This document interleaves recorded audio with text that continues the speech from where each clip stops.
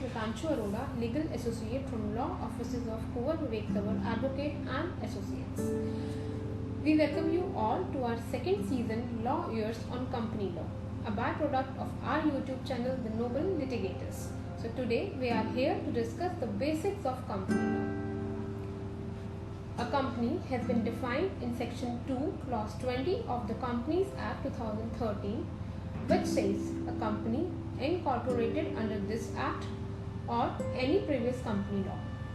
Therefore, a company formed and registered under the Companies Act 1956 or under any former Indian Companies Act is a company. Now, what is the nature of a company?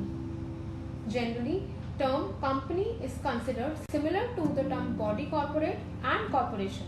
The term body corporate or corporate body refers to a body which incorporated under a statute and has a perpetual succession with a common seat and is a separate legal entity.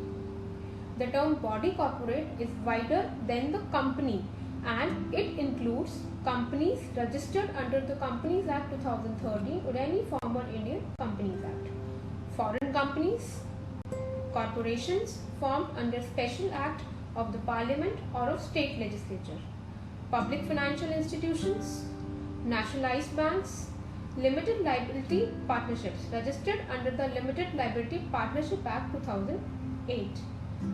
However, the body corporate does not include a society registered under the Society Registration Act 1860, a corporation sole, a cooperative society registered under any law relating to cooperative societies, and any other body not being a company as defined in the Companies Act. Therefore, it is rightly said that company is a body corporate, but all the body corporates are not companies. Now, what is the difference between company and corporation? Corporation means a body or institution having an independent legal entity and enjoying perpetual succession. It may be of two types, corporation sole and the second is corporation aggregate. Now, what is corporation sole? It refers to a single person which is constituted as a perpetual office in respect of some functions like public trustee, minister, governor, president, etc.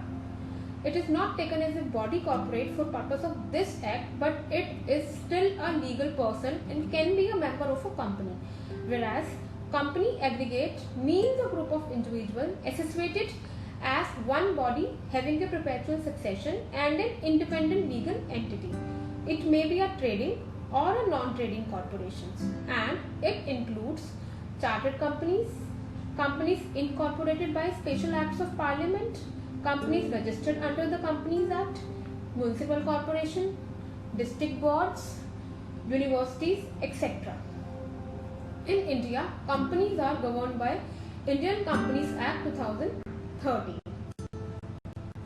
The Companies Act 2013 was passed to consolidate and amend the law relating to the companies, and the Act comprises of 7 schedules, 29 chapters, 470 sections, and extends to whole of India.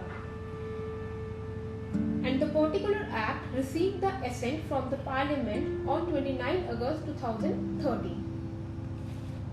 The provisions of this Act are applicable to companies incorporated under this Act or any previous company law, insurance companies, banking companies, companies engaged in the generation or supply of electricity, and any other company governed by special act. That's all for today. I hope you all have liked our podcast channel. If so, then do please subscribe our channel Noble Litigators. You can ask questions, give feedback, and for further queries, contact us on our website www.advocatetawar.com. Thank you. Have a good day.